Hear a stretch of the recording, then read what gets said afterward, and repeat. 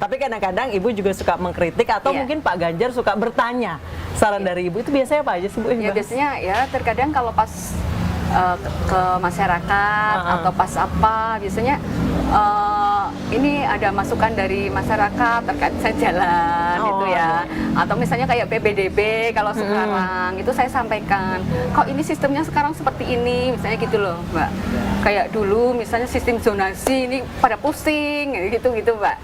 Curhatan dari ibu-ibu Iya, disampaikan curhatan ya, Bu? dari ibu-ibu saya sampaikan, tapi saya nggak pernah intervensi terkait dengan kebijakannya ya, tapi saya hanya menyampaikan apa yang menjadi unek-unek masyarakat karena saya juga menjadi bagian dari masyarakat itu. Bu Atiko, kalau lagi kondisi seperti ini Pak Ganjar masih aktif sebagai gubernur, udah mulai keliling Indonesia juga, waktu bersama keluarga tuh berkurang nggak sih Bu? Pastinya dong Bu. Ya, Itu dari gimana dulu Nyesa? waktu untuk keluarga sangat terbatas ya, sangat terbatas. Tapi kita memang sudah niatkan mewakafkan jiwa raga untuk bangsa dan negara ya. Ketika di Jawa Mas Ganjar terpilih jadi gubernur juga seperti itu. Jadi konsekuensinya memang seperti itu. Salah satu we time kita itu malah justru kalau aku sama Mas Ganjar itu ketika olahraga. Kita benar-benar bertemu kan gitu. Kalau anak kebetulan karena dia di Jogja, jadi ya memang tambah susah karena dia juga sibuk. Tetapi kita biasanya janjian, mungkin sebulan sekali lah makan bareng. Kita yang ke Jogja atau Alam yang ke Semarang. Kadang ketemu cuma 1 jam, tapi itu kita gunakan benar-benar untuk saling memahami apa sih perkembangan selama 1 bulan. Bu Atiko, acara tadi adalah Pijar, Perempuan Indonesia Pilih Ganjar.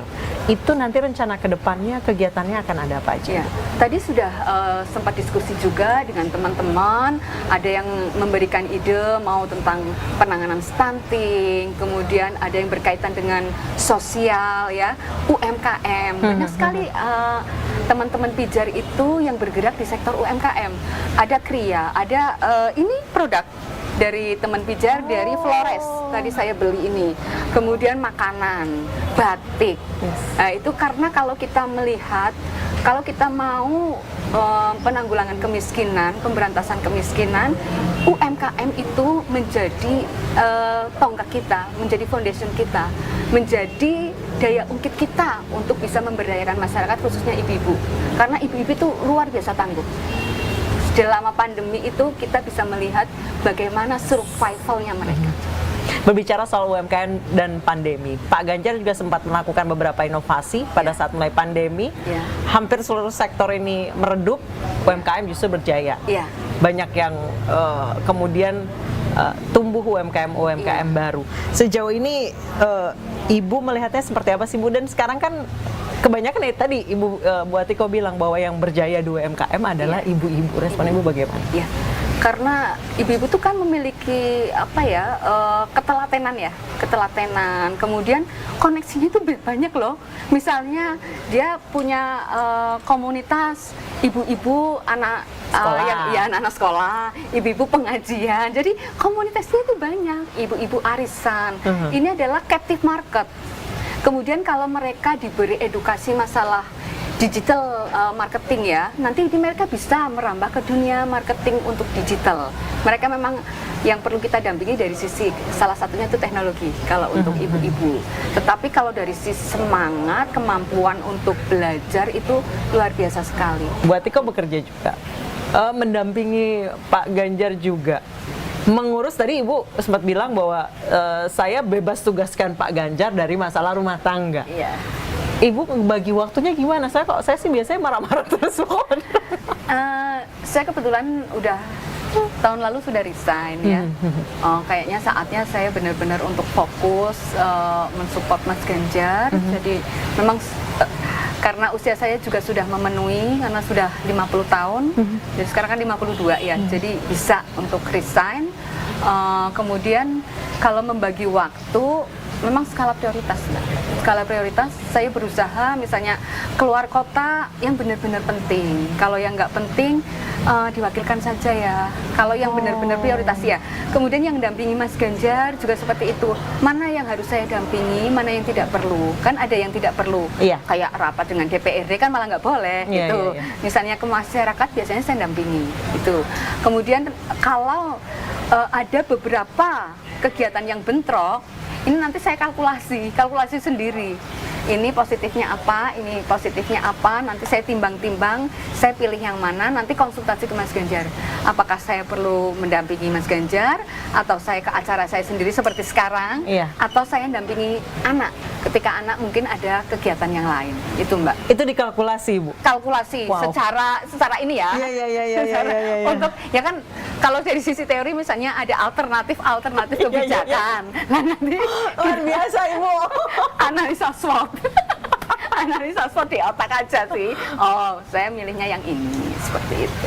Wah, itu setelah jalan rumah tangga berapa lama Ibu akhirnya bisa Oh ya. kalkulasi, oke, ini yang penting, ini yang enggak, oke, yang ini saya kalahin, saya ambil yang ini, gitu. Setelah rumah tangga berapa lama, Ibu? Ya memang dalam menjadi seorang ibu, menjadi seorang istri dan berumah tangga itu kan pekerjaan Multitasking banget. Iya, multitasking dan learning by doing ya. Nggak Iya. mungkin tiba-tiba kita langsung paham kehidupan berumah tangga itu seperti ini. Yes. Jadi pelan-pelan gitu kita saling memahami, baru dulu juga pasti ada friksi-friksi. Iya. Ketika saya juga harus ada kerjaan kantor yang penting, Mas Ganjar kemana, padahal anak juga butuh kita, siapa nih yang harus mengalah itu. Begitu ada perjalanan waktu, ketika Mas Ganjar menjadi gubernur, otomatis dia prioritas pertama dalam pekerjaan. Oke. Jadi nggak mungkin pekerjaan Mas Ganjar itu dikalahkan oleh pekerjaan saya. Oke. Itu ya. Kemudian kalau dari sisi keluarga, itu anak yang prioritas pertama. Jadi ada bobot-bobotnya seperti itu. Misalnya ada beberapa prioritas yang harus saya lakukan, tapi ternyata hari itu juga adalah jadwal anak saya nerima rapot. Saya akan datang ke nerima rapot. Yang lain saya kalahkan, atau saya cancel, atau diwakilkan. Seperti itu. Karena menerima rapot itu cuma setahun 2 kali. Yes. Setahun 2 kali, dan masa sih setahun 2 kali saja kita tidak ada waktu. Itu sementara untuk pekerjaan yang lain itu kan masih bisa didelegasikan. Itu Mbak. Wow, luar biasa. Bu Atiko tadi bilang ya memang membagi tugas masalah rumah tangga, parenting dan lain sebagainya itu adalah sesuatu yang learning by doing. Iya. Ibu proses learningnya bagaimana, Bu? Learningnya ada 2 ya, malah 3 mungkin ya. Yang pertama mungkin saya berkaca dari bagaimana keluarga, orang tua saya mendidik saya, tetapi kan tidak semua itu sesuai dengan zamannya. Yes. Ya, tapi ada fondasi-fondasi nilai-nilai yang value yang bisa tetap kita terapkan sampai saat ini. Mungkin misalnya tentang sopan santun, kemudian tentang agama, tentang fondasi kehidupan, itu masih bisa terapkan. Tapi yang lain itu tentu saya juga mengkombinasikan dengan pola parenting Mas Ganjar, dan yang ketiga membaca, mengamati, kemudian juga bertukar pikiran dengan sesama orang tua dan dengan ahli, karena kebetulan saya sering sekali acara-acara juga dengan para psikolog, kemudian ya jadi saya di situ saya banyak belajar. Ketika kita menghadiri seminar, kita mengikuti acara diskusi atau talk show seperti ini, banyak sekali ilmu yang bisa kita petik. Nah itu nanti saya pilah-pilah ini yang cocok, karena sebetulnya setiap anak itu unik. Jadi dalam mentreatment, dalam pola pengasuhan, dalam pola membesarkan dia itu juga pasti berbeda-beda. Ya, belum tentu yang diterapkan keluarga A cocok dengan kita, karena anak kita berbeda. Anak kita mungkin ada yang introvert, ada yang ekstrovert. Kemudian dari sisi yang ekstrovert itu juga mungkin potensinya ada yang dia di olahraga, ada di beda-beda. Ya, tapi bagaimana kita bisa menggali potensi itu. Tapi tentu belajar terus-menerus, karena menjadi orang tua itu belajarnya seumur hidup. Pengalaman selama di dunia kerja, Ya. seperti apa saling support antara sesama perempuan, antara sesama ibu di dunia kerja yang ibu alami, hingga akhirnya ibu Iya. di usia sekarang baru resign gitu, apalagi Pak Ganjarnya sementara sibuk banget. Iya, jadi pengalaman ya, terutama ketika anak kecil. Ketika anak kecil itu kita memang harus membangun koneksi, membangun bonding dengan teman-teman yang satu ruang dengan kita, yang satu pekerjaan dengan kita ya. Jadi ketika misalnya anak kita sakit, itu nanti ada yang membackup karena anak sakit dan dia itu di rumah sakit, sementara Mas Ganjar ada di Jakarta. Tetap hadir, tapi untuk hal-hal yang bisa di backup, teman yang akan backup. Dan teman juga seperti itu. Kemudian untuk kegiatan-kegiatan lain, kita juga saling mensupport secara positif. Ketika teman memiliki kesempatan untuk promosi, untuk berkembang, itu bukan malah kita sirik ya, bukan malah kita sirik. Bukan digibahin. Ketika ada teman promosi malah digibahin, bukan, kita harus support, harus memberi kesempatan juga bahwa ini perempuan yang bekerja itu juga bisa profesional meskipun dia perannya itu ganda. Yes. Ya, karena di sektor di rumah juga dia berperan sebagai ibu rumah tangga yang tugasnya juga banyak, yang nggak bisa habis kerja dan nggak terlihat gitu loh. Emang di rumah ngapain? Ya nggak kelihatan soalnya nyapu. Justru kalau dia nggak ngapa-ngapain kelihatan nanti ada baju ada apa di lantai ya kalau anaknya kecil. Nah itu ya. Jadi bahwa dia bisa profesional di rumah dan juga profesional di tempat kerja. Itu di lingkungan itu bagus. Ini perempuan akan mendapatkan energi luar biasa. Bilang work-life balance. Sementara untuk ibu-ibu, nge-balance antara work sama housework aja itu sulit banget. Belum lagi untuk diri sendiri. Boro-boro punya life balance gitu. Ibu sejauh ini me time-nya apa sih, Bu? Kalau pasti saya, butuh dong. Iya, me time. Saya me time-nya 2 ya. Yang pertama itu lagi saya kalau jam 3, saya bangunnya itu jam 2:30, jam 3. Waktu yang begitu bangun tidur, saya selalu setelah bersuci gitu curhat sama yang di atas. Jadi itu adalah morning booster yang luar biasa buat saya. Jadi ketika saya sudah curhat sama yang di atas itu kan dimana kita tidak di-interrupt apapun. Oleh suami tidak, oleh pekerjaan tidak, oleh aktivitas duniawi apapun tidak. Jadi benar-benar itu quality time saya untuk berkomunikasi sama yang di atas. Setelah itu kayaknya plong gitu ya. Nah, kalau me time yang duniawi saya olahraga. Olahraga itu benar-benar menjadi tempat merilis energi negatif. Endorfin juga, dapat endorfin juga ya, dari olahraga. Bener, olahraga. Luar biasa. Yang gampang lah olahraga. Kayak kalau traveling kan agak susah waktunya. Kalau traveling saya senang banget, backpacker ya. Saya lebih suka backpacker daripada yang itu. Daripada luxury traveling gitu ya, Bu ya? Iya, saya lebih suka backpacker. Pakai bener-bener backpacker, kemudian pakai kereta, pakai Udah kesampean belum sama Pak Ganjar? Kalau sama Mas Ganjar belum, tapi sama anak kemarin. Kemudian saya ikut Tokyo Marathon, ya kita berangkatnya backpackeran. Jadi naik kereta, nyari penginapan sendiri, penginapannya juga yang pahe-pahe gitu, enak gitu. Jadi benar-benar kita merasakan sebagai kehidupan sebagai orang lokal walaupun cuma 5 hari. Meniti karir sudah, mengantarkan suami hingga sekarang jadi bakal calon presiden sudah dilakukan. Mimpi terbesarnya apa sih Bu Atiko? Mimpi terbesar pribadi atau mimpi terbesar dalam sisi kita dalam komunitas itu?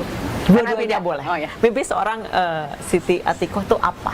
Mimpi terbesar? Mungkin kalau untuk mimpi pribadi untuk diri sendiri sudah nggak ada ya. Yang misalnya achievement itu sudah tidak ada. Sudah, mungkin saya ingin ultramaraton ya.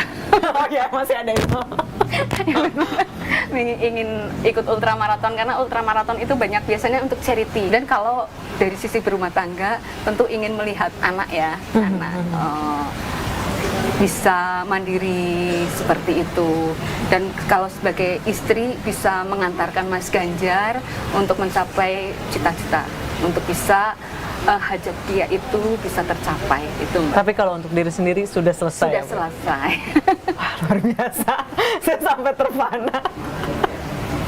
Ibu, pesan untuk perempuan Indonesia apa, Ibu? Apakah ada pesan khusus untuk perempuan Indonesia? Ya, kalau menurut saya ya, menjadi perempuan itu adalah anugerah dari Yang Maha Kuasa, karena lewat tangan kita itu kita diberikan kunci untuk bagaimana kita mencetak generasi yang berkualitas. Yes. Karena kan perempuan itu menjadi pendidik pertama. Dari 1000 hari kehidupan pertama manusia, itu perempuan loh yang banyak sekali berkontribusi. Dari mulai di kandungan, kemudian ketika menyusui, itu adalah bonding yang luar biasa. Jadi harapannya perempuan harus kuat, harus strong, harus mau belajar, dan tough. Tetapi jangan lupa juga untuk bisa membahagiakan diri juga gitu. Itu bukan sesuatu yang salah. Ibu-ibu jangan lupa healing. Pesan dari Ibu Atiko, ibu-ibu juga jangan lupa pernah healing. merasa bersalah ketika kita menyediakan sedikit waktu untuk me time. Karena kalau kita bahagia, kita memiliki energi positif, kita akan lebih mudah untuk memberikan energi positif kepada yang ada di sekeliling kita. Nggak dosa kok, drakoran 1 episode sehari ya. Ya apalah yang bisa, yang sederhana tetapi bisa ngebooster ya energi positif kita. Pasti setiap orang pasti ada. Ya. Baik. Terima kasih banyak Ibu Atiko. Saya sebagai perempuan yang masih middle, terjun ke masyarakat, belum senior. Ini banyak sekali pelajaran yang bisa saya petik dan tentunya pesan untuk saya juga sebagai seorang perempuan Indonesia. Terima kasih banyak Ibu Atiko atas waktunya, dan pemirsa, kita sampai jumpa di lain kesempatan.